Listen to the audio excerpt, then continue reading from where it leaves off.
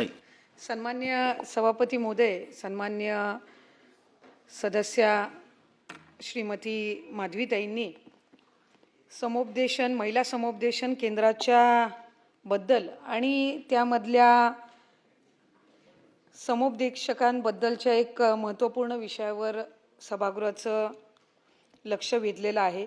खरं तर अत्याचारग्रस्त स्त्रियांना भावनिक आधार देऊन त्यांची मानसिक स्थिती बळकट करणे, समुपदेशन देणे, त्याचबरोबर आवश्यकता असल्यास महिलेला विधी सहाय्य देणे, निवारा देणे, आर्थिक स्थैर्यता मिळवून देणे या संदर्भामध्ये काम करण्यासाठी महिला व बालविकास विभागाअंतर्गत पोलीस स्टेशनच्या आवारामध्ये राज्यामध्ये एकूण 143 समुपदेशन केंद्रांना मान्यता देण्यात आली आणि त्यापैकी 135 समुपदेशन केंद्र हे सद्यस्थितीमध्ये कार्यरत आहेत। महिला व बालविकास विभागाअंतर्गत ज्याच्याबद्दल इथं सन्मान्य सदस्य महोदयांनी सुद्धा नमूद केलं, मुंबई शहर आणि उपनगर जिल्ह्यातील समुपदेशक यांना 15,000, इतर जिल्ह्यातील समुपदेशक यांना 12,000, समन्वयक यांना 25,000, तसेच समुपदेशन केंद्रास प्रशिक्षण आणि कार्यशाळेसाठी 30,000 व प्रशासकीय खर्चासाठी 13,366 इतका निधी देण्यात येतो।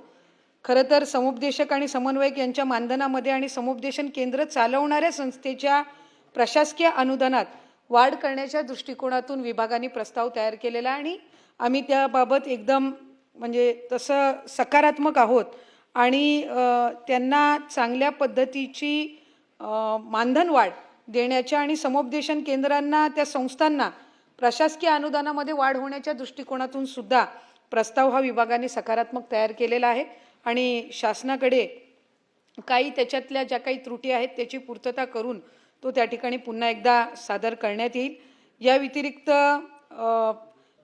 ज्या वाढीव समुपदेशन केंद्राच्या म्हणजे तालुकास्तरीय ते आणखीन व्हावे या संदर्भामध्ये ताईंनी जी काही या ठिकाणी लक्ष वेधून घेतलेलं आहे। खरं तर मुंबई उच्च न्यायालयातील क्रिमिनल अपील नंबर 359/2008 मधील आदेशानुसार तालुका स्तरावर 105 समुपदेशन केंद्रे स्थापन करण्याच्या दृष्टीने सुरुवातीला 35 जिल्ह्यामध्ये प्रत्येक जिल्ह्यात 3-3 समुपदेशन केंद्र ही उपलब्ध सुरू करण्यात आली। एकूण 104 समुपदेशन केंद्रांना मंजुरी देण्यात आली।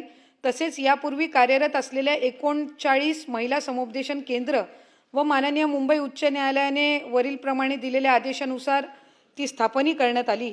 आता तालुकास्तरीय करण्याच्या दृष्टिकोनातून सुद्धा विभाग हा प्रस्ताव तयार करत आहे आणि त्या दृष्टिकोनातून समुपदेशन केंद्र सक्षमपणे चालू राहण्याच्या दृष्टिकोनातून अधिक त्याला सक्षमता मिळण्याच्या दृष्टिकोनातून आदर्श मानक कार्यप्रणाली SOP सुद्धा तयार ही करण्यात येत आहे। त्यामुळे या संबंध बाबीबद्दल सकारात्मक विभाग हे समुपदेशन केंद्र सक्षम करण्याच्या दृष्टिकोनातून काम करत आहे।